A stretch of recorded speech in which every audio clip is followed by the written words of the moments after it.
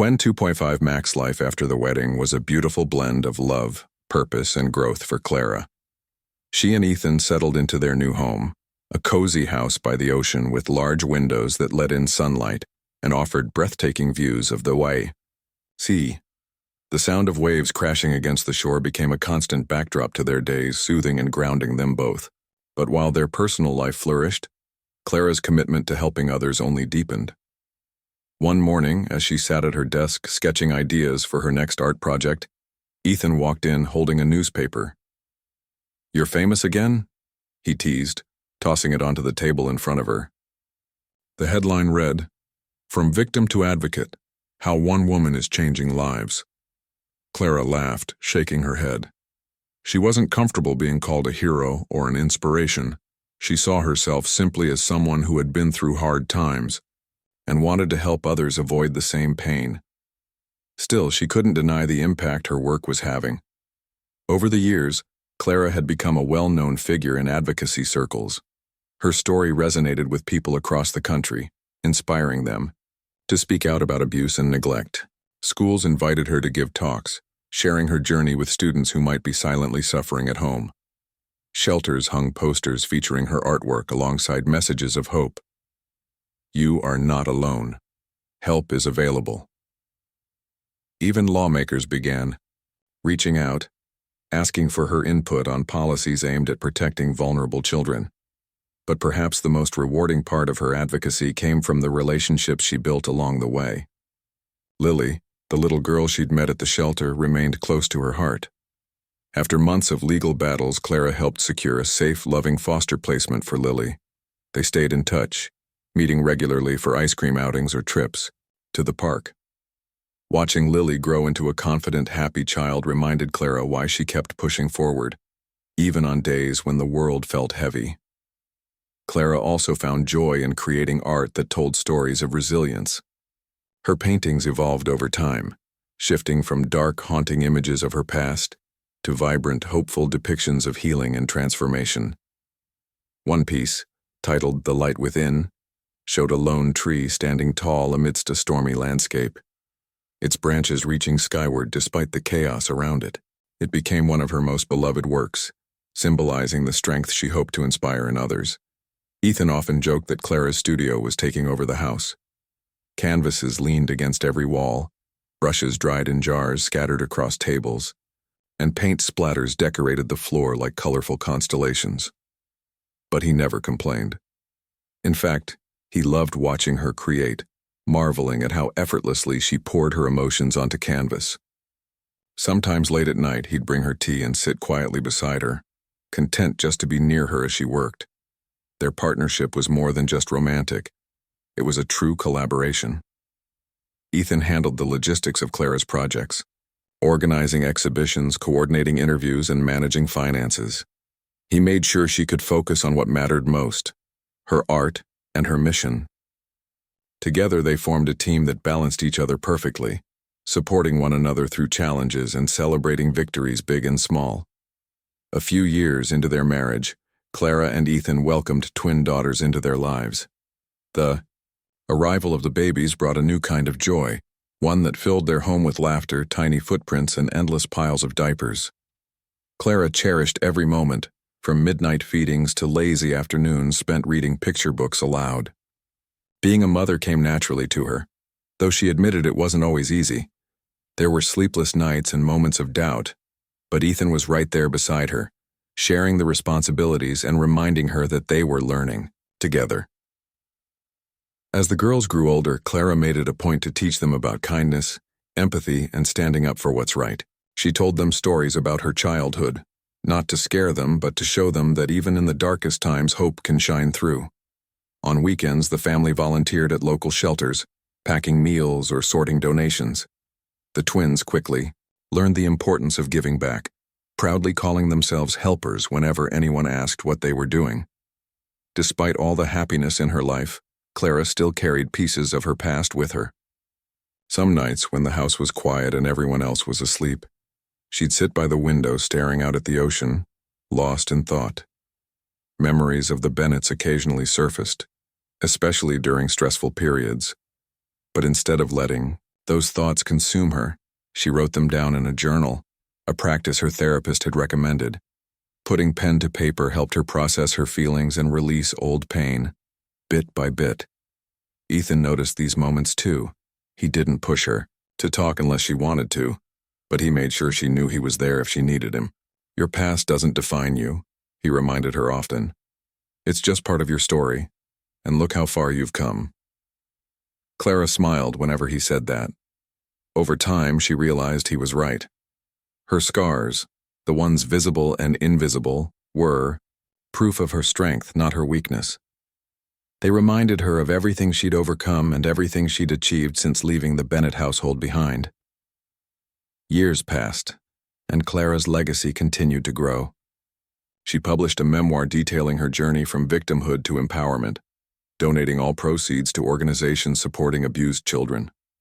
The book became a bestseller, sparking conversations nationwide about adoption reform, mental health, awareness, and the importance of speaking out against injustice. Readers sent letters thanking her for giving them courage, many saying her words had saved their lives. At the same time, Clara remained grounded. She refused to let fame change who she was or distract her from her mission. Instead, she focused on building a future where no child would have to endure what she did. With Ethan by her side, she established a foundation dedicated to providing resources for at-risk youth, everything from counseling services to scholarships for higher education. Their goal was simple yet profound, to ensure every child had the tools and support needed to thrive. Looking back on her life, Clara felt an overwhelming sense of gratitude. She had gone from being a scared, lonely girl tied to a flagpole to a strong, compassionate woman changing the world, one act of kindness at a time. Her journey hadn't been easy, but it had taught her invaluable lessons about resilience, love, and the power of community. On a warm summer evening, as the sun dipped below the horizon, Clara stood on the beach with her family. Ethan held her hand, their twin daughters giggling as they chased seagulls along the shoreline. For a moment, everything felt perfect, the kind of perfection that comes not from perfection itself, but from embracing imperfections and turning them into something meaningful. Clara took a deep breath, feeling the salty breeze brush against her face. Life wasn't without its challenges, but she knew she could face anything as long as she had love, faith, and the unwavering belief that even in the darkest storms, light will always find a way to break through. And so, Clara's story became more than just her own. It became a beacon of hope, a reminder that no matter how broken we may feel, we have the power to heal, to grow, and to build a brighter tomorrow, for ourselves and for others. Months had passed since the trial, and Clara's life continued to transform in ways she never thought possible. The wounds from her past still lingered, some days more than others, but she was learning how to live with them instead of letting them define her. Her art remained a cornerstone of her healing journey, but now it wasn't just for herself. It became a bridge connecting her to others who shared similar struggles. Clara's first gallery exhibition had been a turning point. People from all walks of life showed up, not just to admire her work but to talk about their own experiences. Some cried openly as they stood before her paintings. Others shared stories of abuse, neglect, or loss that mirrored her own. For the first time, Clara realized she wasn't alone. There were countless others out there carrying invisible scars, searching for hope in the darkness. And if her story could inspire even one person to keep going, then every tear she'd shed, every sleepless night would be worth it. Ethan noticed the change in her too. She laughed more freely now, her smile reaching her eyes in a way it hadn't before. He encouraged her to take her advocacy further, suggesting she use her platform to raise awareness about child abuse and adoption reform. At first, Clara hesitated. "What can I do?" she asked him one evening as they sat on the balcony of her apartment, watching the sunset paint the sky in hues of orange and pink. "I'm just me." "You're so much more than just you," Ethan replied, his voice soft but firm. "You've lived through something most people couldn't imagine, and you came out stronger. That makes your voice powerful. Imagine What you could accomplish if you used it to help others. His words stayed with her long after their conversation ended. Over the next few weeks, Clara began researching organizations dedicated to helping abused and neglected children. She reached out to shelters, support groups, and legal advocates, offering her time and resources. Slowly, she started building connections, finding mentors who guided her through the process of becoming an advocate. One day, while volunteering at a local shelter, Clara met a young girl named Lily. She was only 8 years old, with big brown eyes that seemed far too wise for her age. Like Clara, Lily had been taken in by foster parents who mistreated her. When Clara knelt down to introduce herself, Lily clung to her stuffed rabbit, her tiny hands trembling. "Are you here to adopt me?" she whispered, her voice barely audible. Clara's heart broke. She shook her head gently. "No, sweetheart, but I am here to listen and to make sure no one hurts you again." From that moment on, Clara made it her mission to visit Lily whenever she could.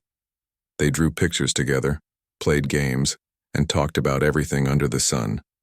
Slowly, Lily began to open up, trusting Clara in a way she hadn't trusted anyone else.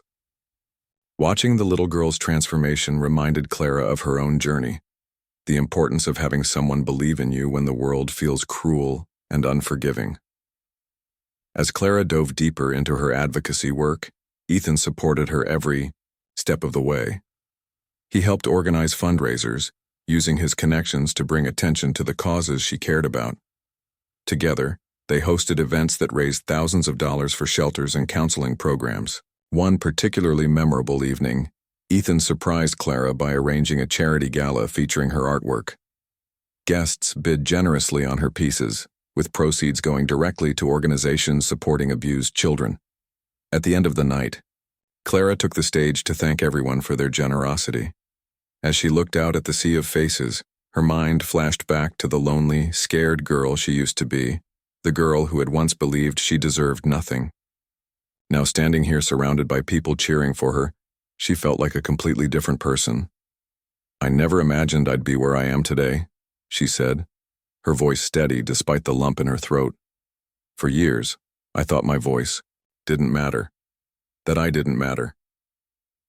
But tonight proves how wrong I was. Each of us has the power to create change, to lift each other up when we're falling, to show kindness when it's needed most. So thank you, not just for supporting my art, but for reminding me that I'm not alone." The room erupted in applause, and Clara stepped off the stage feeling lighter than she had in years. For the first time, she truly understood the ripple effect of compassion. What started as one person believing in her had grown into a movement, touching countless lives. Despite her growing confidence, there were still moments when Clara struggled. Nights when memories of the Bennetts crept back into her dreams, leaving her shaken and unable to sleep. Days when self-doubt whispered cruel lies in her ear, telling her she wasn't good enough, strong enough, brave enough. On those days, Ethan was her rock.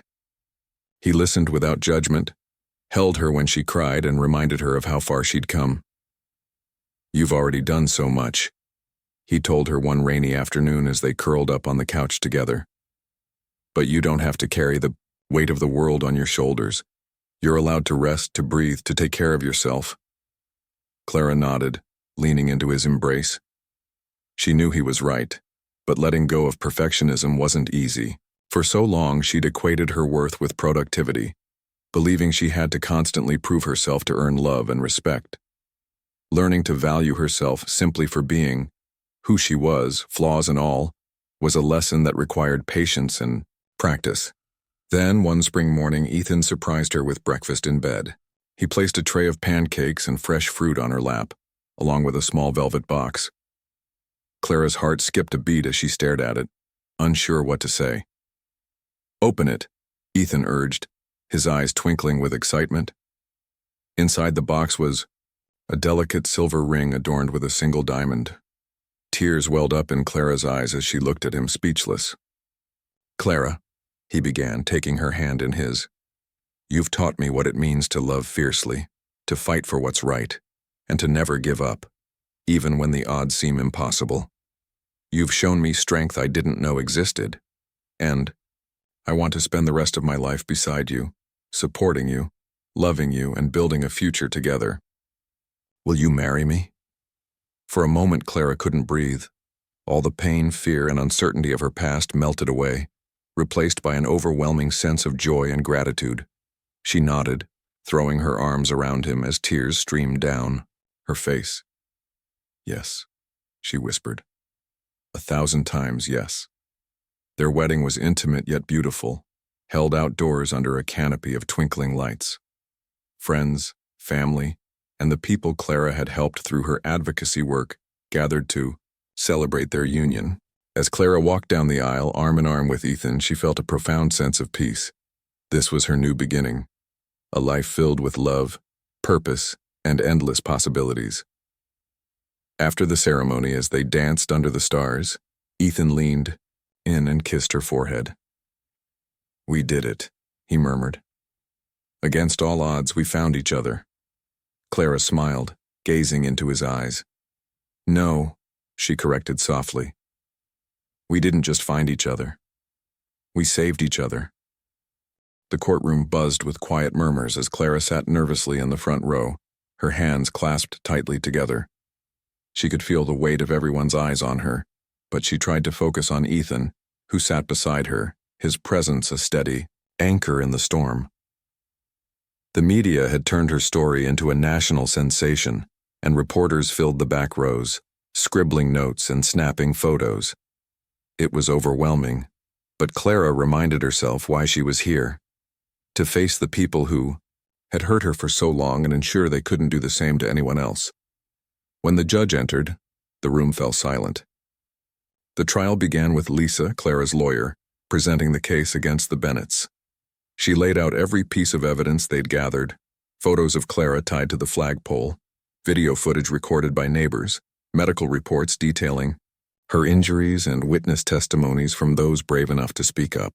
Each revelation painted a clearer picture of the abuse Clara had endured, not just that one horrifying night, but over years of manipulation and control. As Lisa spoke, Clara felt a strange mix of emotions. On one hand, hearing the truth spoken, aloud in such a public setting, was empowering. For the first time, her voice, her pain, was being heard. But on the other hand, reliving those memories wasn't easy.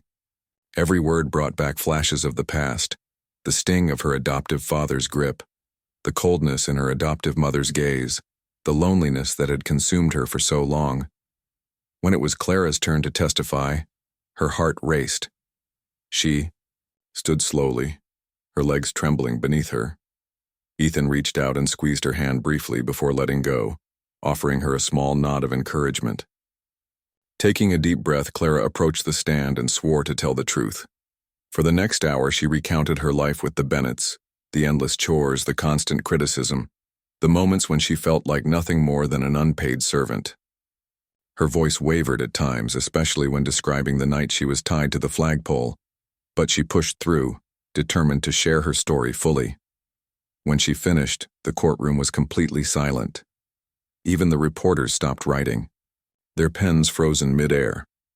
Lisa then turned to the witnesses. One by one, neighbors took the stand, recounting what they'd seen or heard over the years. A few admitted they'd suspected something was wrong but hadn't known how to intervene. Others expressed regret for not speaking up sooner. Their words added layers to the narrative, showing how fear and silence had allowed the Bennetts' cruelty to continue unchecked. Finally, it was the Bennetts' turn to defend themselves. They looked smaller now, sitting at the defendants' table with their heads bowed low. Their lawyer argued that Clara had exaggerated the situation, claiming she was ungrateful and rebellious. He even suggested that tying her to the flagpole had been a disciplinary measure, not an act of abuse. But his arguments rang hollow in the face of the overwhelming evidence against them. During cross-examination, Lisa dismantled their defense, piece by piece. She pointed out inconsistencies in their stories and highlighted the sheer absurdity of their claims. By the time she finished, the jury seemed visibly unimpressed. After days of testimony and deliberation, the verdict came. The judge read it aloud in a firm, clear voice: guilty on all counts. The Bennetts were sentenced to prison for child abuse, unlawful confinement, and emotional neglect, Gasps rippled through the courtroom, followed by murmurs of approval. Clara sat stunned, tears streaming down her face as the reality sank in. Justice had been served. Ethan wrapped an arm around her shoulders, pulling her close. "You did it," he whispered. "You stood up to them, and you won." Clara nodded, though. She still felt numb. Winning didn't erase the scars, both physical and emotional, that the Bennetts had left behind. But it was a start, a chance to heal, to move forward, and to reclaim her life. In the weeks that followed, Clara began the slow process of rebuilding herself. With Ethan's support, she moved into a cozy apartment near the ocean, far away from the town where the Bennetts had controlled her life. The change of scenery helped, but the real healing came from within. She started seeing a therapist, someone recommended by Lisa, who specialized in trauma recovery. At first, opening up about her feelings was difficult. Old habits of bottling everything inside died hard. But gradually, Clara learned to trust again, not just others, but herself. Art became her outlet. She spent hours sketching and painting, pouring her emotions onto canvas. Her work was raw and powerful, capturing both the darkness of her past and the light she was beginning to find. Ethan encouraged her every step of the way, often surprising her with new art supplies or taking her to galleries for inspiration. "You have a gift," he told her one evening as they admired her latest piece. "Don't ever stop sharing it with the world." Inspired by his belief in her, Clara decided to hold her first exhibition. The event was held in a small gallery, downtown, and to her surprise it drew a large crowd. People connected deeply with her work, many sharing their own stories of struggle and survival. For Clara, it was cathartic, a reminder that she wasn't alone and that her journey could inspire others to keep fighting. As the months passed, Clara grew stronger, more confident. She reconnected with parts of herself she'd thought were lost forever: her laughter, her curiosity, her dreams. She even enrolled in community college, pursuing classes in psychology and social work. Helping others had become her mission, a way to channel her pain into purpose. One day, while walking along the beach with Ethan, Clara paused to watch the waves crash against the shore. "Do you think I'll ever forgive them?" she asked suddenly, surprising even herself with the question. Ethan considered it for a moment before answering. "Forgiveness isn't about excusing what they did," he said gently. "It's about freeing yourself from the hold they have over you. You don't have to rush it, Clara. Take your time." She nodded, feeling a sense of peace wash over her. Forgiveness might come someday, or it might not. Either way, she knew she was moving in the right direction. By the end of the year, Clara's life looked vastly different from the one she'd lived under the Bennett's roof. She had friends, passions, and goals that excited her. Most importantly, she had hope, a belief that no matter how broken she felt, she could always find a way to mend herself. And standing beside her every step of the way was Ethan, whose love and unwavering support had given her the strength to rise above her past. Together they proved that even in the darkest moments, light can break through. Clara's story wasn't just one of survival. It was one of triumph, a testament to the resilience of the human spirit and the power of love to heal even the deepest wounds. The car ride away from the Bennett household was a blur for Clara. She sat in the passenger seat, shivering despite the warmth of Ethan's jacket draped over her shoulders. Her wrists throbbed where the ropes had cut into her skin, and every bump on the road sent sharp jolts of pain through her body. But worse than the physical ache was the storm raging inside her mind. Shame, fear, anger, and confusion swirled together, leaving her feeling like she might drown in her own emotions. Ethan drove silently at first, his hands gripping the steering wheel tightly as he navigated the dark, winding roads out of town. He didn't say much, just glanced at her occasionally, his expression a mix of concern and barely contained rage. Finally, after what felt like an eternity, he spoke.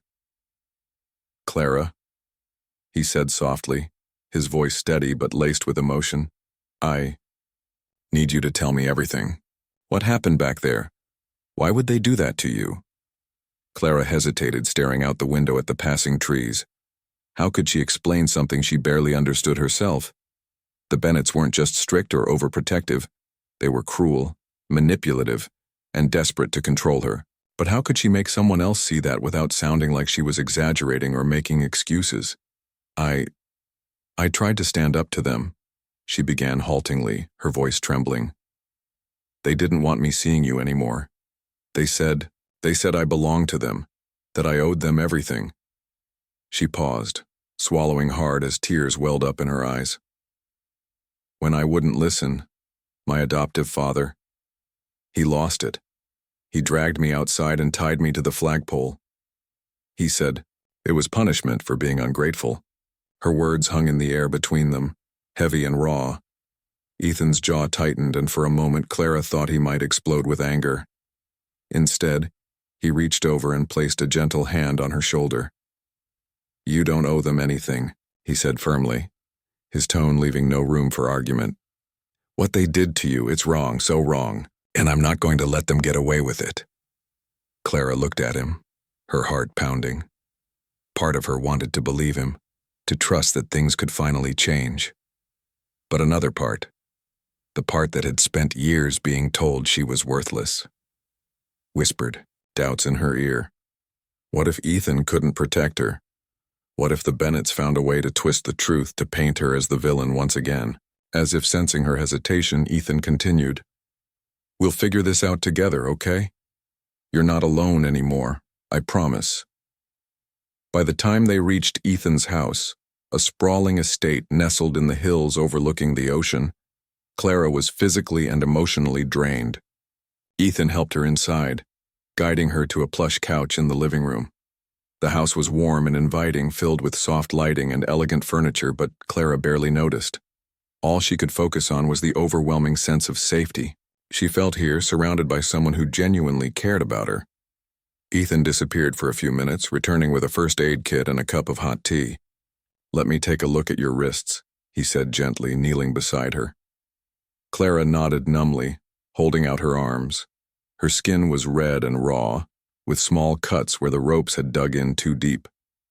Ethan worked carefully, cleaning the wounds, and applying ointment before wrapping her wrists in bandages. His touch was gentle, almost reverent, as if he were afraid of causing her any more pain. You're safe now, he murmured, meeting her gaze. No one's going to hurt you here. For the first time in hours, Clara allowed herself to breathe deeply. Tears spilled down her cheeks, but these were different from the ones she'd shed earlier. These tears carried relief, gratitude, and maybe even a flicker of hope. The next morning, Ethan wasted no time taking action. He called his personal lawyer, a sharp-witted woman named Lisa who specialized in family law, and arranged for an emergency meeting. When Lisa arrived, she listened intently as Clara recounted her story, asking thoughtful questions and jotting down notes. By the end of their conversation, Lisa's expression was grim but determined. We have more than enough evidence to file charges against your adoptive parents, she explained. Public humiliation, unlawful confinement, emotional abuse. It's all there. And given the severity of what they did, we can push for criminal charges as well. Clara's stomach churned at the thought of facing her adoptive parents in court, but Ethan reassured her every step of the way. You won't have to go through this alone, he promised. Lisa and I will be right beside you. We'll make sure justice is served. While Clara appreciated their support, she couldn't shake the nagging fear that something would go wrong.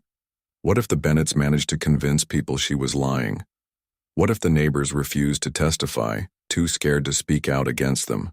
The uncertainty gnawed at her, keeping her awake long after everyone else had gone to bed. Over the next few days, Ethan and Lisa worked tirelessly to gather evidence. They hired private investigators to interview neighbors and collect photos of Clara tied to the flagpole. One brave teenager came forward with video footage he'd secretly recorded on his phone, capturing the entire horrifying scene. With each new piece of evidence, Clara's confidence grew stronger. For the first time, she felt like she had allies, people, who believed her and were willing to fight for her. But the battle wasn't just legal. It was emotional, too. Every night, Clara lay awake, replaying memories of her childhood, wondering how she'd ended up in such a nightmare. Had she done something to deserve this? Was she truly as worthless as the Bennetts claimed? On particularly bad nights, Ethan stayed up with her, talking her through the darkness until sleep finally claimed her. One evening, as they sat together on the porch watching the sunset, Ethan turned to her. "You know, Clara," he said quietly, "none of this is your fault, none of it. You were just a kid when they took you in, a scared, vulnerable kid who needed love and care. What they did to you, it's not fair, it's not right, and you deserve so much better." His words struck a chord deep within her. Slowly, painfully, Clara began to realize that maybe, just maybe, he was right. Maybe she wasn't the problem. Maybe the shame and guilt she'd carried for so long didn't belong to her after all. With the investigation underway and the media starting to pick up the story, Clara knew the hardest part was still ahead. Facing her adoptive parents in court would be terrifying, but she also knew she couldn't turn back now. For years, she'd lived in silence, burying her pain and pretending everything was fine. Now, for the first time, she had a chance to speak up, to tell the world exactly what she'd endured, and she wasn't alone. Ethan was by her side, steadfast and unwavering in his support. Together, they were ready to take on whatever came next. Because no matter how difficult the road ahead might be, one thing was certain: Clara was finally free. Free to heal, free to dream, and free to build a life where she could truly belong. Clara's newfound courage was intoxicating. For the first time in her life, she felt like she had someone on her side, someone who truly cared about her well-being. Ethan wasn't just a friend. He was a lifeline, pulling her out of the darkness that had consumed her for so long. But as much as Clara wanted to believe things were finally looking up, she couldn't ignore the growing tension in the Bennett household.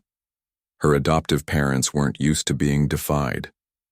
They had spent years molding Clara into what they wanted: obedient, quiet, and submissive. The moment she started standing up to them, their patience began to wear thin. At first it was subtle. Extra chores piled onto her plate, icy silences, during meals and biting remarks whenever she tried to speak. But soon, their disapproval turned into outright hostility. One evening, after Clara returned home later than usual from meeting Ethan, her adoptive father confronted her in the living room. His face was red with anger, his voice sharp enough to cut through the air.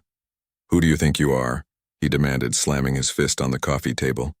"You think you can just waltz around town, talking to strangers, embarrassing us?" Clara flinched but stood her ground. "I'm not doing anything wrong," she said softly, clutching her bag tightly against her chest. "Ethan is he's helping me. He believes in me." "Helping you?" her adoptive mother spat, stepping forward with narrowed eyes. "That man doesn't care about you. He's using you, can't you see that? You're nothing but a charity case, Clara. A burden we've carried for years." The words hit Clara like a punch to the gut, but she refused to let them break her. She took a deep breath, steadying herself. "If I'm such a burden, why don't you let me go?" she asked, her voice trembling but firm. "Let me live my own life." The room fell silent for a moment, the weight of her words hanging heavy in the air. Then, without warning, her adoptive father lunged forward, grabbing her arm roughly. "Don't you dare talk back to us," he shouted, shaking her until she cried out in pain. "We gave you a roof over your head, food on the table, and this is how you repay us?" Panic surged through Clara's veins as she struggled to pull away. But his grip only tightened. Her adoptive mother watched silently from the sidelines, her expression unreadable. It was as if she'd already made peace with the chaos unfolding before her. When Clara finally broke free, tears streaming down her face, she ran to her room and locked the door behind her. For hours she sat on the edge of her bed, hugging her knees and trying to calm her racing heart. She knew she couldn't stay here, not like this. Every fiber of her being screamed at her to leave, to run far away from the people who claimed to love her, but treated her like a prisoner. But where would she go? Who would take her in? Despite everything, the thought of leaving terrified her almost as much as staying. The next morning, Clara woke up determined to keep moving forward. She decided to meet Ethan again, hoping his presence would remind her that not everyone in the world was cruel or selfish. But when she stepped outside, she found her adoptive father waiting for her in the driveway, arms crossed and jaw clenched. "You're not going anywhere," he growled, blocking her path. "Not today, not ever. You belong to us, and you'll do as we say." Clara froze, her mind racing. "I don't belong to anyone," she whispered, her voice barely audible. "I'm my own person." Her adoptive father let out a bitter laugh. "Is that what that rich boy told you? That you're special? Newsflash, Clara, you're nobody. Without us, you'd have nothing." It was a lie, and somewhere deep inside, Clara knew it. But hearing those words still stung, planting seeds of doubt in her mind. What if they were right? What if she really was just a burden, unworthy of love or kindness? Before she could respond, her adoptive father grabbed her wrist again, dragging her toward the flagpole in their front yard. Clara's stomach dropped as realization dawned on her. This wasn't just an argument anymore. It was punishment. Public humiliation meant to crush whatever shred of defiance she had left. "No," she pleaded, struggling to break free. "Please, don't do this." But her cries fell on deaf ears. Within minutes, she was tied to the flagpole, her hands bound tightly behind her back. The rope dug into her skin, sending waves of pain shooting up her arms. Her adoptive father stepped back, glaring at her with cold, unfeeling eyes. "Maybe now you'll learn your place," he muttered before heading back inside. Clara stood there exposed to the world, her cheeks burning with shame. Neighbors passing by averted their gazes, pretending not to notice the girl tied to the pole like some kind of spectacle. A few children pointed and laughed, their innocence tainted by the cruelty of adults too afraid to intervene. Clara wanted to scream, to beg for help, but her voice caught in her throat. All she could do was cry, silently praying for someone, anyone, to come save her. Hours passed, each minute stretching longer than the last. The sun dipped below the horizon, casting long shadows across the yard.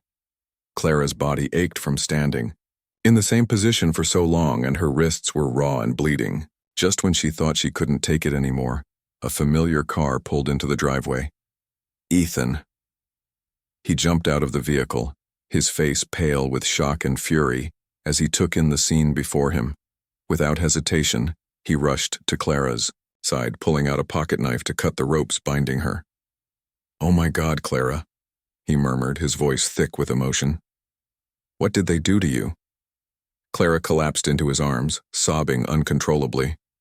She didn't have the strength to explain, to relive the nightmare she'd endured. All she knew was that Ethan was here now, holding her close, promising her she'd never have to face this alone again. As Ethan helped her into the car, wrapping her in his jacket to shield her from the cold, Clara allowed herself to believe, for the first time, that maybe, just maybe, she deserved to be saved. In a quiet little town surrounded by endless fields and distant hills, there lived a young girl who never quite felt like she belonged. Her name was Clara, and though she smiled often, her heart carried a heaviness that no one seemed to notice. Clara had been adopted when she was just 5 years old. The couple who took her in, the Bennetts, promised her a loving home, a place where she could grow up safe and happy. But promises, as Clara would later learn, aren't always kept. The Bennetts looked like any ordinary family from the outside. They owned a modest house with white picket fences, decorated their living room with framed photos of smiling faces, and attended church every Sunday. To the neighbors, they appeared kind and generous, a model couple raising an orphaned child. But behind closed doors, things were different, very different. Clara's days weren't filled with laughter or playtime like those of other kids her age. Instead, she spent most of her time doing chores around the house, cooking meals, and cleaning, until her hands turned red and raw. If she made even the smallest mistake, burning dinner or spilling water on the floor, she'd face sharp words and icy stares. "You're lucky we took you in," her adoptive mother would say, her voice cold enough to send shivers down Clara's spine. "Don't forget where you came from." As the years passed, Clara grew quieter. She stopped trying to make friends at school because she knew she'd have to explain why she couldn't stay late for games or parties. Her adoptive parents didn't allow it, claiming they needed her help at home. Deep down, though, Clara suspected the truth. They didn't want anyone asking too many questions about their perfect family. Despite everything, Clara held on to hope. She dreamed of a life beyond the walls of the Bennett household, a life where she could be free to laugh, explore, and maybe even find someone who truly cared for her. And then, one fateful afternoon, that dream started to feel within reach. It happened during one of her rare trips into town. Clara had been sent to buy groceries, lugging a heavy basket as she walked along the sidewalk. That's when she saw him. A tall, confident man standing near the park, talking animatedly on his phone. There was something magnetic about him, something that drew Clara's attention despite herself. He noticed her too, glancing up briefly before ending his call. "Hey," he said, flashing a warm smile. "Need a hand with that?" Clara hesitated. Strangers rarely spoke to her, especially ones who looked so polished and out of place in this sleepy town. But something about his tone put her at ease. Slowly she nodded, letting him carry the basket for her while they chatted. His name was Ethan, and he told her he was visiting the area on business. As they talked, Clara found herself opening up in ways she never had before. She told him about her love for drawing, how she liked to sketch, pictures of faraway places she hoped to visit someday. Ethan listened intently, nodding and encouraging her with every word. By the time they reached the grocery store, Clara felt lighter than she had in years. For the first time, someone had treated her like she mattered, not as a servant or an obligation, but as a person with dreams and talents worth nurturing. Before parting ways, Ethan handed her his card. "If you ever need anything," he said gently, "don't hesitate to call." Clara tucked the card into her pocket, unsure if she'd ever use it, but deep inside a tiny spark of hope flickered to life. Maybe, just maybe, her life was about to change. Over the next few weeks, Clara and Ethan crossed paths again and again. Sometimes it was by chance. Other times, Clara secretly timed her errands to coincide with his visits to town.